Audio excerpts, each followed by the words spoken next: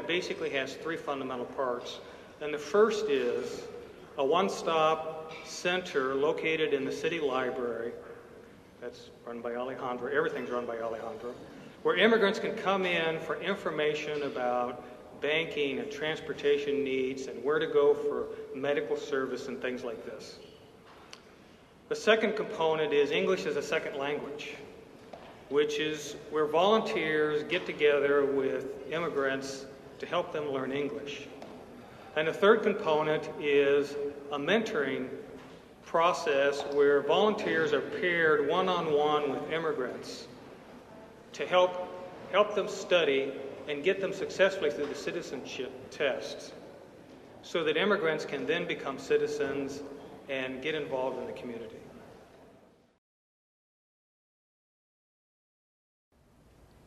Currently we have 73 people who have gone through the citizenship program and have taken the test. There's a 99.9% passing rate.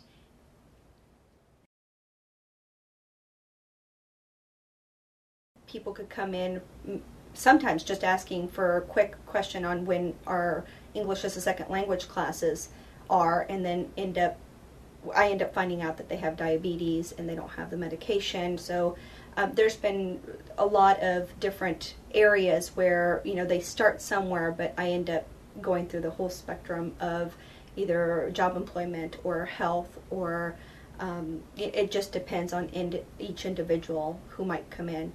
We also do have a medical van who comes in once a week on Monday nights, and it is all volunteer based, and there's a doctor on staff and two or three nurses that are on staff, and they're there for 2 or 3 hours helping people who might need the help.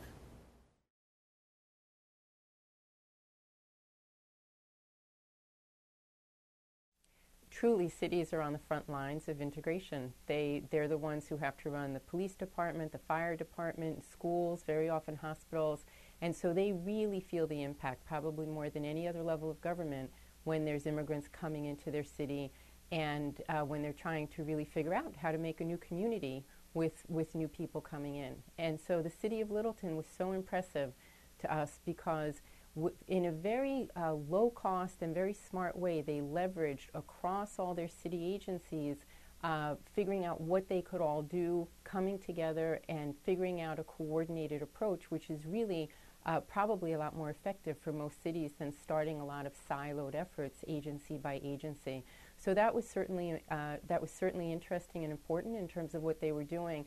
And then another thing that really sold the committee that was looking at all the applicants was that they have a one-on-one citizenship mentoring program. They're expanding it into one-on-one mentoring or instruction related to ESL.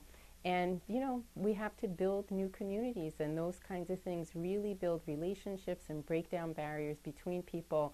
So it really was in many ways something that did two really critically important things from a really important player on these issues. Receiving the E Pluribus Unum award means everything. I mean, it means the fact that I can help even more people become integrated to the community. It means that the Littleton Immigrant Integration Initiative will be there tomorrow. Getting the prize means that we will absolutely do it for another year.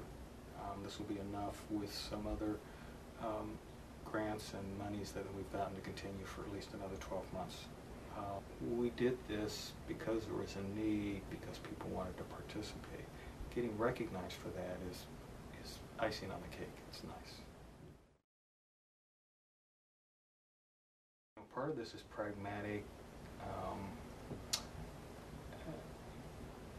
pragmatically beneficial to the city itself. It doesn't do us any good to have a segment of the population that's earning below median wages, that have a difficult time understanding what's happening in the schools, that are afraid to interact with different government agencies. You know, that drags the city down. So part of it is pragmatic self-interest. Part of it is this self-concept that people have on what their country means to them, what the community is like, and I think that that's reflected by the number of volunteers that have come out that are really clamoring to get into the program and to help people.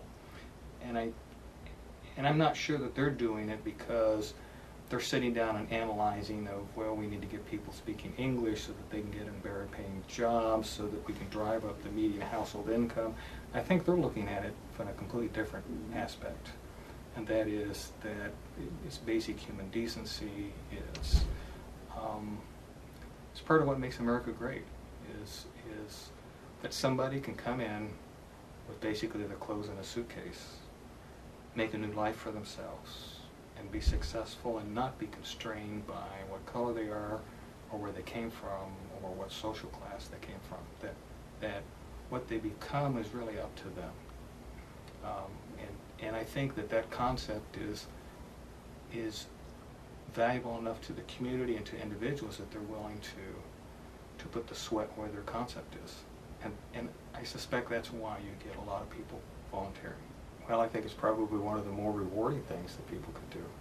It's what you'd hope somebody would have done for your parents or grandparents or great-grandparents when they came over and got into the country.